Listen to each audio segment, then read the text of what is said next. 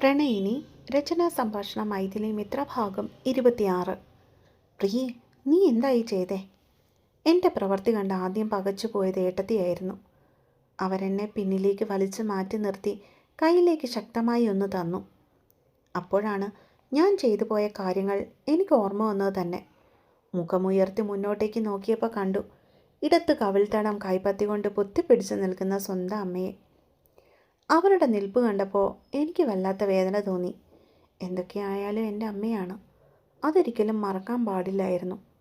പക്ഷേ ഏട്ടത്തിയുടെ കുഞ്ഞിനെ ഇല്ലാതാക്കി കളയാനായി മുഖത്ത് നോക്കി ആജ്ഞാപിച്ചപ്പോൾ ഒരു സ്ത്രീ എന്ന രീതിയിൽ ഞാൻ പ്രതികരിച്ചു പോയതാണ്. അല്ലാതെ 9 മാസങ്ങൾ ചുവന്ന് പേറ്റെന്നോ പറഞ്ഞു പ്രസവിച്ച മാതൃത്വത്തെ മനഃപൂർവ്വം മറന്നതല്ല. അവരിൽ നിന്നും വീണ വിഷമുള്ള വാക്കുകൾ കേട്ടപ്പോഴുള്ള പ്രതികരണമായിരുന്നു അത്. ഒരു നിമിഷത്തെ വേദനയിൽ നിന്ന് ഉയർന്നു വന്ന ദേഷ്യത്തിൻ്റെ പുറത്തുള്ള വികാരത്തെ ആ നേരം തളച്ചിടുവാൻ എനിക്ക് പറ്റിയില്ല എന്ന് വേണം പറയാൻ. മുകുന്ദേട്ടന് വേണ്ടി എന്നെ മാനസികമായും ശാരീരികമായും അമ്മ തളർത്തിയപ്പോൾ പോലും ഞാൻ അവർക്കെതിരായി പ്രതികരിച്ചില്ലല്ലോ. പക്ഷെ ഇവിടെ അങ്ങനെയാണോ?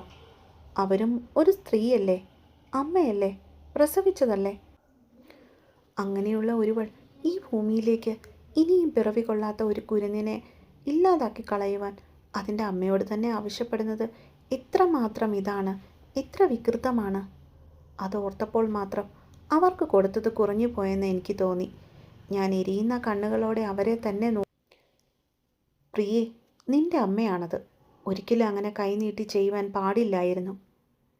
ദീപേട്ടത്തെ ആ അവസ്ഥയിൽ അങ്ങനെ പറഞ്ഞപ്പോൾ ശരിക്കും പറഞ്ഞാൽ എനിക്ക് വല്ലാത്ത ദയ തോന്നി. ഒരു പെണ്ണിന് ഇത്രമേൽ പാവമായിരിക്കുവാൻ പറ്റുമോ? ഇവരിങ്ങനെ ഒരു പെണ്ണായതുകൊണ്ടല്ലേ ഈ 2 വർഷങ്ങൾ ഈ വീട്ടിൽ ഒരു പ്രശ്നവും പുറത്തറിയാതെ നിന്നത്. ഇപ്പോൾ എനിക്കെല്ലാം മനസ്സിലായി തുടങ്ങിയിട്ടുണ്ട്. ഈ കഴിഞ്ഞ 2 വർഷങ്ങളിൽ എൻ്റെ അമ്മ എത്രത്തോളം ഏട്ടത്തിയെ സങ്കടപ്പെടുത്തിയിട്ടുണ്ടാവും. ഇനി കുഞ്ഞിനെ പ്രസവിക്കരുതെന്ന് പറഞ്ഞതുകൊണ്ടാണോ ഇത്രയും നാളെ ഏട്ടത്തി പ്രഗ്നൻ്റ് ആവാതിരുന്നത്? ശരിക്കും പറഞ്ഞാൽ ചിന്തിക്കേണ്ട വിഷയം തന്നെയാണ്. പ്രിയേ, നിന്നോടാണ് ഞാൻ ചോദിക്കുന്നത്. ഏട്ടത്തി എന്നെ പിടിച്ച് ഉലയ്ക്കുന്നുണ്ട്. എങ്കിലൊരു കാര്യം ചെയ്യേ, അമ്മായിയമ്മ പറഞ്ഞതുപോലെ കൊണ്ടുപോയി നിങ്ങളുടെ കൊച്ചിനെ എന്തേലും ചെയ്യേ. എന്തേ, ഏട്ടത്തിയെ കൊണ്ട് പറ്റുമോ? ഞാൻ ചോദിച്ചു പോയി. അല്ല, ഏട്ടത്തി എന്നെക്കൊണ്ട് അങ്ങനെ ചോദിപ്പിച്ചതാണ് എന്ന് വേണം പറയുവാൻ. പ്രിയേ, മോളെ നീ എന്തൊക്കെയായി പറയുന്നേ? ദീപേട്ടത്തി വീണ്ടും കരയുവാനായി തുടങ്ങി. പറ്റില്ലല്ലേ? ഏട്ടത്തിക്ക് മാത്രമല്ല, ഒരമ്മയ്ക്കും അത് പറ്റില്ല. ഇങ്ങനെയൊക്കെ ഒരാൾ നമ്മുടെ മുഖത്തേക്ക് നോക്കി ആവശ്യപ്പെടുമ്പോൾ ഒരമ്മ എന്ന നിലയിൽ ഏട്ടത്തിയപ്പോൾ എന്താണ് ചെയ്യേണ്ടത് പറയേ? ഞാൻ പരിസരം മറന്ന് അലറി. പക്ഷേ ഏട്ടത്തിയുടെ മൗനം എന്നെ വല്ലാതെ ഭ്രാന്ത് പിടിപ്പിച്ചു. ഒന്നും പറയാനില്ലല്ലേ? കഴിഞ്ഞ 2 വർഷങ്ങൾ എൻ്റെ അമ്മയുടെ താളത്തിനൊത്ത് കിടന്ന് ഏട്ടത്തി തുള്ളിയില്ലേ? ഇനിയെങ്കിലും നിങ്ങളിതൊന്നും നിർത്തിയില്ലെങ്കിൽ ഈ വയറ്റി കിടക്കുന്ന കൊച്ചിനെ എൻ്റെ അമ്മ തന്നെ ഇല്ലാതാക്കും, അതുറപ്പാ. ഞാൻ ആക്രോശിച്ചുകൊണ്ട് ഏട്ടത്തിയുടെ കയ്യിലേക്ക് മുറുക്ക പിടിച്ചുകൊണ്ട് തുടർന്നു. ഈ വയറ്റി കിടക്കുന്നതിനെ പ്രസവം വരെ ഒരു കുഴപ്പവും കൂടാതെ സൂക്ഷിക്കേണ്ടതിൻ്റെ ബാധ്യത ഏട്ടത്തിക്കാണ്. ഈ വീട്ടിൽ നിന്നാൽ ചിലപ്പോൾ ഏട്ടത്തിക്ക് അതിന് കഴിയുന്നു വരില്ല. ഇത് നിങ്ങളുടെ ജീവിതമാണ്. ഈ ഉള്ളത് നിങ്ങളുടെ പ്രണയത്തിൻ്റെ സമ്മാനവും. ഞാൻ ആ ഉദരത്തിന് മുകളിൽ കൈ ചേർത്ത് വെച്ചുകൊണ്ട് വിതുമ്പിപ്പോയി. പ്രിയേ, കവിഞ്ഞൊഴുകുന്ന കണ്ണുകളെ തൂത്തെറിയാൻ പോലും ദീപേട്ടത്തിക്ക് ആ സമയം കഴിഞ്ഞില്ല എന്ന് വേണം പറയാൻ. ഏട്ടത്തി വായോ, ഞാൻ അച്ഛനെ വിളിക്കാം. കവിളിലേക്ക് ഇറ്റിറ്റ് വീണ കണ്ണുനീര് തുള്ളികളെ തുടച്ചു ഞാൻ. ശേഷം ഏട്ടത്തിയുടെ കയ്യിൽ പിടിച്ചുകൊണ്ട് മുന്നോട്ടേക്ക് നടക്കുവാനായി തുടങ്ങി. എടി, നീ എൻ്റെ മകളാണ്, എൻ്റെ ചോര. എന്നെ ഇത് ഇത്രയൊക്കെ ചെയ്തിട്ട് ഇവളുടെ കൂടെ നടക്കിയാൽ നിനക്ക് നാണമില്ലേ? വീണ്ടും ഒരു യുദ്ധത്തിനെന്ന പോലെ അമ്മ എൻ്റെ മുൻപിലേക്ക് കയറി വന്നു നിന്നു. നിങ്ങളെ കൈവച്ചു എന്നൊരു സങ്കടം എനിക്കുണ്ടായിരുന്നു. പക്ഷെ വീണ്ടും വീണ്ടും നിങ്ങളുടെ വായിൽ നിന്ന് വരുന്ന വിഷമുറ്റിയ വാക്ക് കേൾക്കുമ്പോൾ ഞാൻ ചെയ്ത് കുറഞ്ഞുപോയി എന്നാണ് എനിക്കിപ്പോൾ തോന്നുന്നത്. സ്വന്തം മകൾ കൈവച്ചിട്ട് നാണം തോന്നില്ലേ സ്ത്രീയെ നിങ്ങൾക്ക്? എനിക്കവരെ മുച്ചൂടും ഇല്ലാതാക്കാനുള്ള വെറുപ്പുള്ളിൽ തോന്നിത്തുടങ്ങി. അവിടെ വയറ്റി പിറന്നത് ഈ വേട്ടി വേണ്ട. അമ്മ വീണ്ടും അലറിക്കൊണ്ട് ഏട്ടത്തിയെ കടന്നു പിടിക്കുവാനായി ശ്രമിച്ചു, ഒരു തരം ഭ്രാന്തിയെപ്പോലെ. മാറി നിൽക്കങ്ങോട്ട്. എൻ്റെ ശരീരവേദന പോലും മറന്ന് ഞാൻ അവരെ ദൂരേക്ക് മാറ്റി. നിങ്ങൾക്ക് ഭ്രാന്താണ്, ഭ്രാന്ത്. അത് നിങ്ങളെ ഇല്ലാതാക്കും, നോക്കിക്കോ.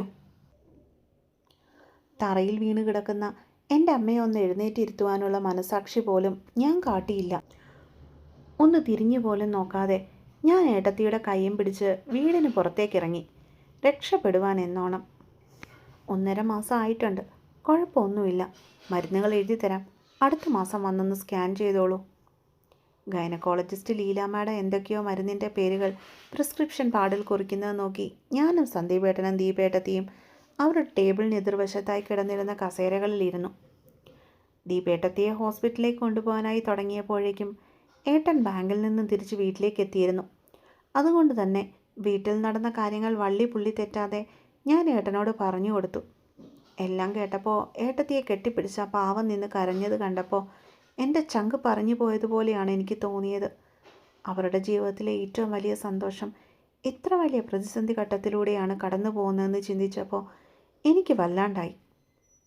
കുഴപ്പമൊന്നുമില്ലല്ലോ അല്ലേ? ഡോക്ടറിനോടുള്ള ഏട്ടൻ്റെ ചോദ്യം ചെവി പതിഞ്ഞപ്പോഴാണ് നിറയാറായ കണ്ണുകളെ ഞാൻ അമർത്തി തുടച്ച് ഓർമ്മകളിൽ നിന്നും തിരിച്ചു വന്നത്. ഒരു കുഴപ്പമില്ല. ബോഡി ഇത്തിരി വീക്കാണ്. നല്ലപോലെ ആഹാരം കഴിപ്പിക്കണം. വെള്ളം നല്ലതുപോലെ കുടിക്കാൻ പറയണം. ഡോക്ടറിൻ്റെ നിർദ്ദേശങ്ങൾക്കെല്ലാം ഞാനും ഏട്ടനും തലയാട്ടി സമ്മതിച്ചു. ശേഷം നന്ദി പറഞ്ഞുകൊണ്ട് അവർ കുറിച്ചു തന്ന മരുന്നുകളുടെ കുറിപ്പുമായി ഞങ്ങൾ കൺസൾട്ടേഷൻ റൂമിൻ്റെ പുറത്തേക്ക് നടന്നു. നിനക്കെന്തെങ്കിലും കഴിക്കാൻ വേണോ ദീപേ? ഏട്ടത്തിയുടെ അവശതയും ക്ഷീണവും കണ്ടതുകൊണ്ടാവാം ഏട്ടൻ അങ്ങനെ ചോദിച്ചത്. വേണ്ടേട്ടാ, ഒന്ന് കിടന്നാൽ മതി എനിക്ക്. ഏട്ടത്തി മാനസികമായും ശാരീരികമായും തളർന്നുവെന്ന് എനിക്ക് മനസ്സിലായി. ഏട്ടാ, ഒരു ജ്യൂസ് വാങ്ങി വായോ. ഞാൻ ആവശ്യപ്പെട്ടതും ഏട്ടൻ ഞങ്ങളെ കാറിലേക്കാക്കി ഇരുത്തിയിട്ട് അടുത്തുള്ള ക്യാൻറ്റീനിലേക്ക് നടന്നു. ഇന്നടാ ജ്യൂസ്. ഒരു ആപ്പിൾ ജ്യൂസ് വാങ്ങി വന്ന് ഏട്ടത്തിയെ കൊണ്ട് അത് മുഴുവനും കുടിപ്പിച്ചു. ഇനി പോവാം. സമ്മതം ചോദിച്ചതും പിൻ സീറ്റിലിരുന്നുകൊണ്ട് ഞാനും ഏട്ടത്തിയും ഒരുപോലെ തലയാട്ടി. വണ്ടി മുന്നോട്ടേക്ക് നീങ്ങുന്തോറും ഏട്ടത്തി വിയർക്കുന്നത് പോലെ എനിക്ക് തോന്നി. എന്താ ഏട്ടത്തി വയ്യേ? ഞാൻ പരിഭ്രമിച്ചു. ഒന്നുമില്ലടാ. ഒന്നും വിട്ടു പറയാതെ ഏട്ടത്തി എൻ്റെ കയ്യിൽ മുറുക്കെ പിടിച്ചു. ദീപേ, എന്തേലും വയ്യാഴിക തോന്നുന്നുണ്ടോ നിനക്ക്? ഏട്ടൻ ഡ്രൈവിങ്ങിനിടയിൽ പിന്നിലേക്ക് നോക്കിക്കൊണ്ട് ആശങ്കയോടെ തിരക്കി. ഇല്ല ഏട്ടാ. ഏട്ടത്തി അങ്ങനെ പറഞ്ഞുവെങ്കിലും മുഖം വല്ലാതെ ആവുന്നത് ഞാൻ ശ്രദ്ധിച്ചു. ഏട്ടത്തി, എന്തുണ്ടെങ്കിലും തുറന്നു പറയേ. ഒരു പേടിയും വേണ്ട. ഞാൻ ആ കയ്യിൽ കടന്നു പിടിച്ചുകൊണ്ട് ധൈര്യം നൽകി. അപ്പോഴേക്കും സന്ദീപേട്ടൻ വണ്ടി വഴിയരികിലേക്ക് ഒതുക്കിയിരുന്നു. അത് എനിക്ക് വീട്ടിലേക്ക് പോകാൻ പേടിയാ. അമ്മ എന്തേലും ചെയ്യുമോ എന്ന്. നിസ്സഹായതയോടെയുള്ള വാക്കുകൾ കേട്ടപ്പോൾ എനിക്കും വിഷമം വന്നു. അതിന് നീ എന്തിനാ ദീപ ഇങ്ങനെ വിഷമിക്കുന്നേ? നിന്നെ ഞാൻ ചിറക്കിലോട്ട് കൊണ്ടുപോയാലല്ലേ നീ പേടിക്കേണ്ടേ? ഏട്ടൻ്റെ സംസാരം മനസ്സിലാവാത്തത് പോലെ ഞങ്ങൾ കണ്ണു വീഴിച്ചു. പിന്നെ ഏട്ടത്തിന് ഇവിടെ നിൽക്കും. എൻ്റെ സംശയം തന്നെ ആയിരുന്നു ഏട്ടത്തിക്കും. അവളെ ഇനി ഞാൻ നമ്മുടെ വീട്ടിലേക്ക് കൊണ്ടുപോകുന്നില്ല.